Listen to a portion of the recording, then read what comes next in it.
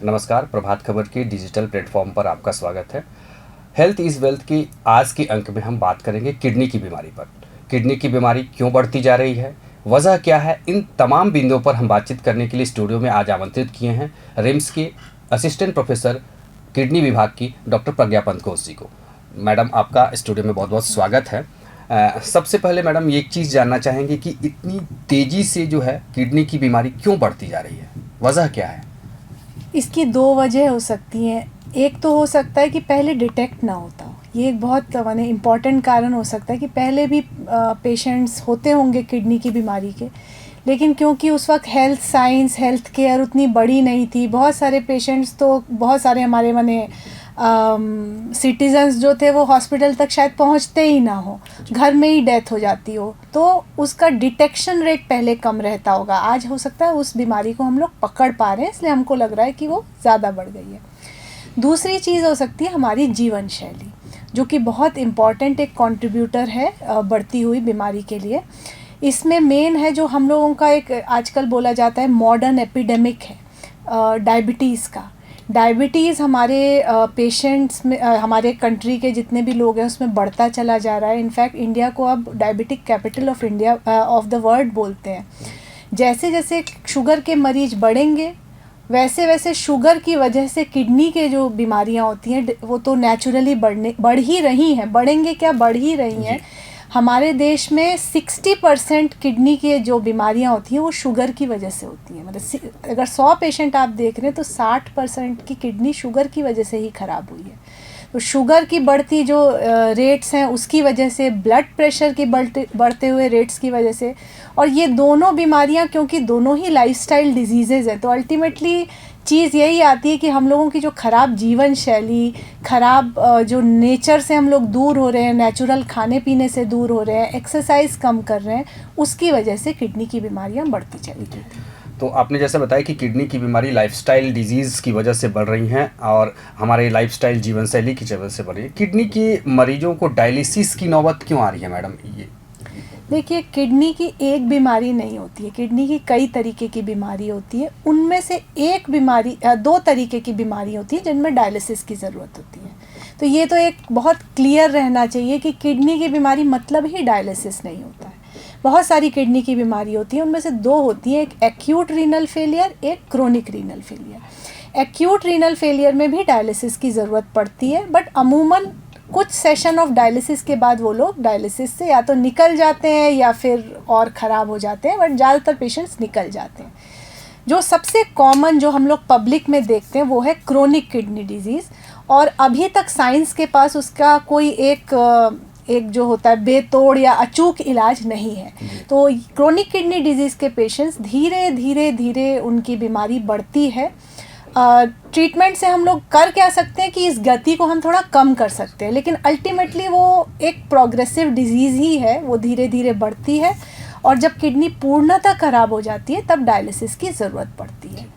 जी, जैसा कि लोगों में ये एक भ्रम है, या आप बताएंगे, स्पष्ट करेंगी कि डायलिसिस एक बार शुरू हो जाने के बाद से लगता है कि अब तो जीवन भर डायलिसिस कराना पड़ेगा, तो ये क्या? ये डिपेंड करता है बीमारी के ऊपर। ये भ्रम पेशेंट को खुद से नहीं रखना चाहिए। अगर आपका डॉक्टर बोल रहा है कि अब ज़िंदगी भर डायलिसिस करानी पड़ेगी तब ही मानिए। केवल डायलिसिस की वजह से कि 2 बार डायलिसिस हो गई तो अब करनी पड़ेगी, नहीं, ये डिपेंड करता है आपकी बीमारी क्या है। अगर आपको एक्यूट किडनी इंजरी है जो कि डिसाइड करेगा डॉक्टर, वो आप नहीं डिसाइड कर सकते, मतलब पेशेंट नहीं डिसाइड कर सकते।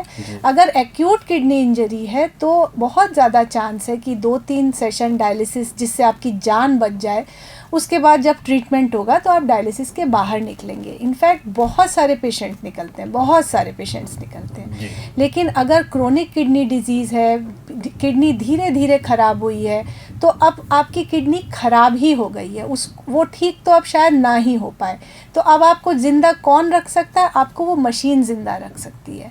अगर आप नहीं भी कराएंगे तो कुछ दिन बाद आप और ख़राब हो के आपका मतलब पेशेंट और ख़राब होगा और फिर लास्ट में डेथ हो जाएगी।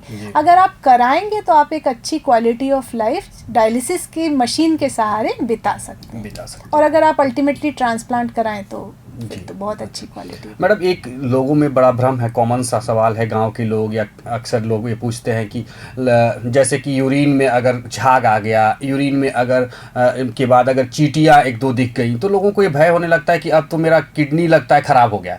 तो आपके पास पेशेंट्स भी बहुत सारे आते होंगे, तो ये क्या मतलब ये नहीं, ये तो सिम्टम से पता ही नहीं चलेगा। किडनी में ये जो पेशाब में बोलते हैं चींटी लग रहे, बच्चे के चींटी लग रही है, वो यूजुअली पानी कम पीने के कारण जब पेशाब बहुत कंसंट्रेटेड पेशाब निकलती है तो चींटी लग सकती है।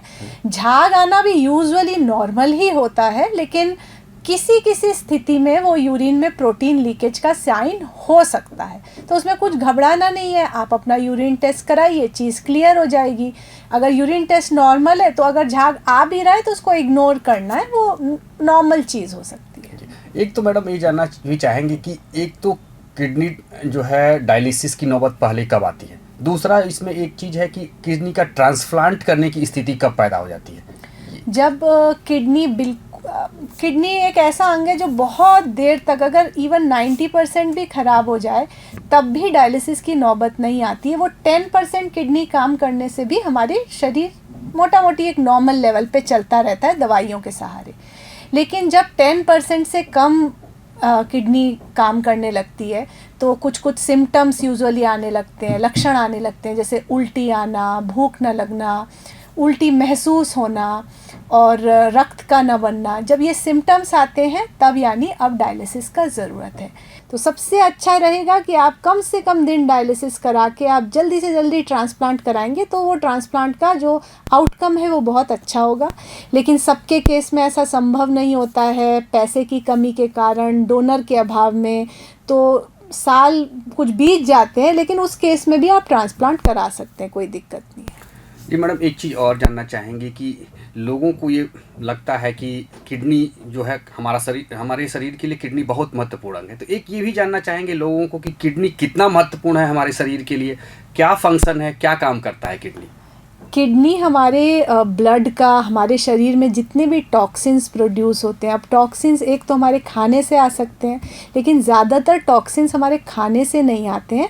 हम लोगों की बॉडी जो चल रही है तो अंदर भगवान ने बहुत सारे छोटे छोटे केमिकल रिएक्शंस हो रहे हैं जिनकी वजह से बहुत सारे बाई प्रोडक्ट्स बनते हैं।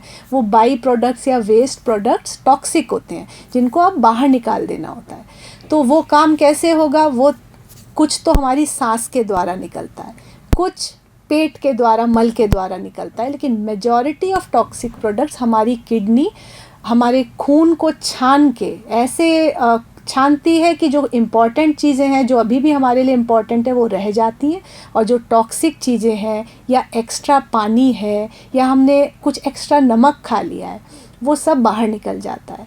अगर किडनी अच्छे से काम नहीं करेगी तो अगर आप एक दो चिप्स के फ्रेगमेंट्स भी खा लेंगे तो वो नमक एक्स्ट्रा आपका किडनी नहीं निकाल पाएगा, आपको अगले दिन सूजन हो जाएगा, आपकी बीपी बढ़ जाएगा। तो इतना इम्पॉर्टेंट है कि आप अगर एक दिन एक्स्ट्रा ये खूब सारे फल खा लें तो उसमें आपके शरीर में कितना ज़्यादा पोटेशियम गया, लेकिन आपको कुछ होता नहीं है। क्यों? क्योंकि तुरंत किडनी एडजस्ट करके वो एक्सेस पोटेशियम को बाहर निकाल देती। आपने एक दिन में 5 लीटर पानी पी लिया जिसकी आपको ज़रूरत नहीं थी, आपको कहाँ गया वो पानी? वो आपकी किडनी ने बाहर निकाल दिया। तो इतना इम्पॉर्टेंट है, अगर आपकी किडनी अच्छे से नहीं काम करेगी तो ये एक्सेस पानी, एक्सेस नमक, एक्स्ट्रा सोडियम, पोटेशियम, छोटी छोटी चीज़ें आपके शरीर में रह जाएंगी और बहुत प्रॉब्लम्स करेंगी। लगातार मैडम अच्छी जानकारियाँ हमको किडनी के बारे में दे रही हैं। एक चीज़ और जानना चाहेंगे मैडम, लोगों में ये एक चीज़ होता है कि ज़्यादा पानी पिएंगे तो किडनी मेरा बहुत अच्छा स्वस्थ रहेगा, दूसरी चीज़ कि नमक का प्रयोग करते हैं। तो ये छोटी छोटी बातें कि कितना पानी पीना चाहिए, कितना नमक का यूज करना चाहिए, इसके बारे में थोड़ा सा जानकारी। पानी के बारे में तो ये है कि पानी आपका बॉडी ही आपको बताएगी कि आपको कितना पीना है। मतलब डेफिनेटली 2 लीटर तो एटलीस्ट पीना चाहिए। उसके ऊपर आप ज़बरदस्ती मत पीजिए, अगर आपको प्यास लग रही है तो पीजिए, आपकी बॉडी आपको गाइड करेगी कि ये नॉर्मल लोगों के लिए, किडनी के जो मरीज बन चुके हैं उनके लिए अलग चीज़ है, बट नॉर्मल लोगों के लिए आपको 2 लीटर पानी, उसके ऊपर आपकी अगर बॉडी बोल रही है आपको प्यास लग रही है तो पीजिए, अदरवाइज मत पीजिए। और नमक हमारे इंडियन खाने में ऐसे ही बहुत ज़्यादा होता है, मतलब एक स्टडी के हिसाब से जो नमक हमको एक नॉर्मल आदमी को 4 मिलीग्राम से कम लेना चाहिए, वो इंडियन फूड में एक दिन में हम लोग 11 ले लेते हैं। इतना डिफरेंस है। और ख़ासकर हमारे खाने में ये पापड़, अचार, फिर मिक्सचर, भुजिया, ये सब चीज़ों में भी बहुत सॉल्ट रहता है। तो अगर आप एक अच्छी हेल्थ चाहते हैं तो आपको दिन भर में आपके शरीर के अंदर 1 चम्मच से कम नमक जाना चाहिए, 1 टीस्पून से कम नमक जाना चाहिए दिन भर में। एक और आपसे इसी पे जानकारी लेना चाहेंगे कि एक स्वस्थ किडनी के लिए हमारी जीवन शैली कैसी होनी चाहिए, कैसा जीवन व्यतीत करें कि हमारा किडनी स्वस्थ रहे। इन जनरल आपको हेल्दी लाइफस्टाइल जिसको बोलते हैं, उसमें सबसे इम्पॉर्टेंट तो है कि हम लोग कोई नशीले पदार्थ का सेवन ना करें। नशीले पदार्थ में अमूमन 2 चीज़ें आती हैं, एक तो होता है अल्कोहल, एक होता है स्मोकिंग। तो इसमें किडनी के बारे में अगर सोचें तो स्मोकिंग ज़्यादा डेट्रीमेंटल है। मतलब डेफिनेटली अल्कोहल को हम बढ़ावा नहीं देंगे, लेकिन किडनी के लिए स्मोकिंग ज़्यादा ख़राब है। तो स्मोकिंग बिल्कुल नहीं करनी चाहिए। अल्कोहल की भी मात्रा कम से कम रखनी चाहिए। खाने पीने में नमक की मात्रा कम से कम रखें और नॉन वेजिटेरियन इंटेक भी कम ही रखना है, क्योंकि हम लोगों की वेस्टर्न लोगों की जो बॉडी है, जो उनका फिज़िक है, उनके लिए शायद उतना प्रोटीन इंटेक ठीक रहेगा, बट हम लोगों का जो बॉडी हैबिटस है, जो फिज़िक है, बहुत ज़्यादा प्रोटीन हम लोगों को ज़रूरत नहीं है। तो प्रोटीन की भी इंटेक, खासकर नॉन वेजिटेरियन प्रोटीन जिसमें रेड मीट्स, तो टोटली अवॉइड करने चाहिए। रेगुलर एक्सरसाइज करनी चाहिए। पानी का जो हमने बताया कि एक नॉर्मल अमाउंट ऑफ पानी एटलीस्ट 2 लीटर पर डे पीना चाहिए। और एक बहुत इम्पॉर्टेंट चीज़ कि अगर शुगर एंड ब्लड प्रेशर आपको पहले से है, एक तो उसको नियमित जांच कराइए। कोई लक्षण नहीं आने वाला है। 40 साल के अगर आप हो चुके हैं तो आपको शुगर और ब्लड प्रेशर की हर साल में एटलीस्ट एक बार जांच करानी है। अगर डिटेक्ट होता है तो उसको एकदम रिलीजियसली कंट्रोल करना है। बिल्कुल आपको जब तक आपका लेवल पे ना आ जाए, आपको बैठना नहीं है, डॉक्टर से बार बार मिलते रहना है। और अनावश्यक दवाओं का सेवन, ये भी एक बहुत इम्पॉर्टेंट पॉइंट है कि कई लोगों की आदत होती है थोड़ा सा भी उसमें ओवर द काउंटर ड्रग्स लेके खाते हैं, उसको अवॉइड करना चाहिए। आपने कहा मैडम कि ये दवाओं का उपयोग करना नहीं चाहिए, तो हम अक्सर देखते हैं कि भारतीय जो लोग हैं वो थोड़ी सी भी समस्या हो जाती है तो वो मेडिसिन की दुकान पे चले जाते हैं और अनावश्यक एंटीबायोटिक या दर्द निवारक दवाएं खाते। कितना प्रभाव डालता है ये दवाइयाँ जो अनावश्यक रूप से हम लोग लेते हैं? बिल्कुल बहुत प्रभाव डालता है। नॉर्मल लोगों में तो अगर आप रेगुलर पेन किलर्स थोड़े लंबे टाइम तक खाएंगे तो किडनी डेफिनेटली ख़राब होनी है। लेकिन जिसको बहुत सारे ऐसे पेशेंट्स होते हैं जिनको हल्की सी किडनी की बीमारी पहले से होती है, पता तो रहता नहीं, हमारे यहाँ स्क्रीनिंग का कंसेप्ट है नहीं कि एक रेगुलर सबकी साल भर में जांच हो रही है।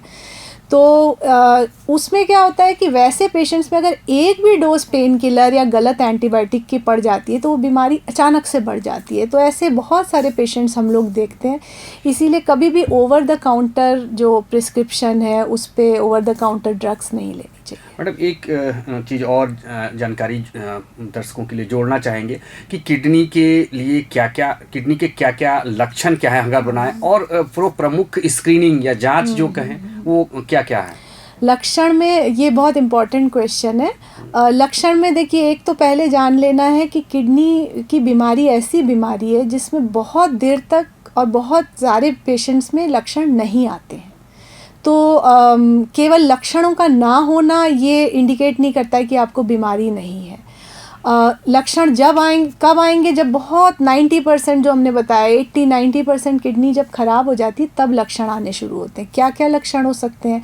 एक तो हो सकता है सूजन आना, पेशाब में कमी होना, पेशाब में जलन होना, भूख का नहीं लगना, उल्टी आना, जी मिचलाना, खून का न बनना, ये सब लक्षण हो सकते हैं। कोई एक लक्षण ऐसा नहीं है, हर पेशेंट का अलग अलग होता है और कई पेशेंट्स में कोई भी लक्षण नहीं होता है। इसीलिए इम्पॉर्टेंस आती है जो आपने बोला स्क्रीनिंग टेस्ट की।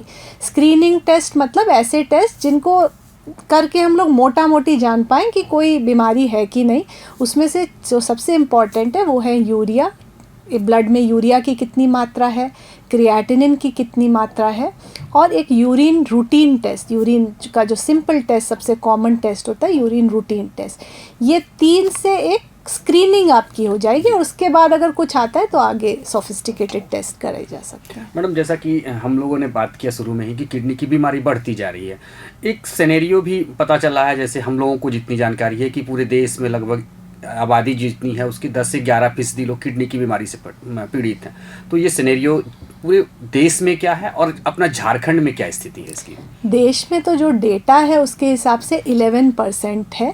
अब इस 11% में जो इंक्लूड हुए हैं, बहुत अर्ली स्टेजेस भी इंक्लूड हुई हैं।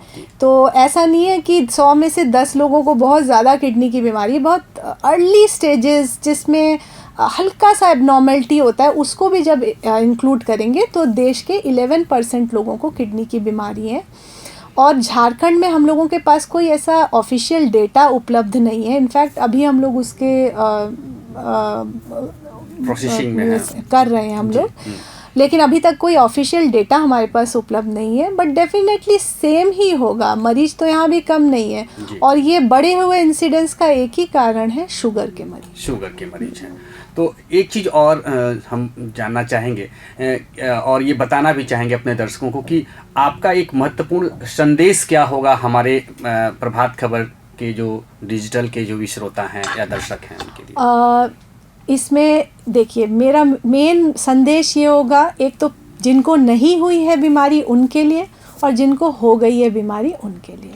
जिनको नहीं हुई है उनके लिए आपको मेरा संदेश होगा कि आप प्रिवेंट करिए। Prevention is always better than cure, खासकर इस बीमारी में, क्योंकि हमारे पास कोई अचूक इलाज होता नहीं है इस बीमारी का। तो प्रिवेंट करने के लिए अगर आपको शुगर या ब्लड प्रेशर है तो उसको एकदम अच्छे से कंट्रोल करके रखिए। अनावश्यक दवाओं के सेवन से बचिए। आप नियमित, खासकर अगर आप 40 साल के ऊपर हैं या फिर आपकी फैमिली में किसी को किडनी की प्रॉब्लम है, तो नियमित एटलीस्ट साल में एक बार जाँच कराइए। और एक पॉजिटिव लाइफस्टाइल, स्मोकिंग अवॉइड करना, इसको फॉलो करिए। जिनको हो चुकी है बीमारी उनको भी हताश होने की ज़रूरत नहीं है। किडनी ही एकमात्र अंग है जो कि पूरा फेल होता है, उसके बावजूद भी आप एक बहुत अच्छी और बहुत लंबी आयु की ज़िंदगी आप जी सकते हैं। बस आपको अपने डॉक्टर की सलाह में रहना है और डरना नहीं है। क्योंकि क्या होता है कि डरने से एक्सेप्टेंस नहीं होती, एक्सेप्टेंस से आदमी आगे नहीं बढ़ता। आपको डरना नहीं है, जो डॉक्टर बोल रहे हैं उसको करना है। अगर डायलिसिस का ज़रूरत है, बिना डरे शुरू कराइए, ट्रांसप्लांट कराइए, तो आपका बहुत अच्छी आयु बीत सकती है। तो देखा आपने कि डॉक्टर साहब ने कितनी महत्वपूर्ण जानकारी हम लोगों को किडनी की बीमारी के बारे में बताया। जैसा कि उन्होंने बताया कि 11% आबादी जो है वो किडनी की बीमारी से पीड़ित है। और सबसे बड़ी बात यह है कि अगर आपका किडनी 90% अगर ख़राब है फिर भी आपको वो इंडिकेट नहीं करता। इसलिए अपने स्वास्थ्य की नियमित जाँच करवाएँ। 40 की उम्र के बाद साल में एक बार ज़रूर जाँच करवाएँ। इसी संदेश के साथ अगले अंक में फिर से हम आपके सामने किसी एक नए डॉक्टर के साथ होंगे। तब तक के लिए बहुत बहुत धन्यवाद। प्रभातखबर.com, विश्वास वही, रफ्तार नहीं।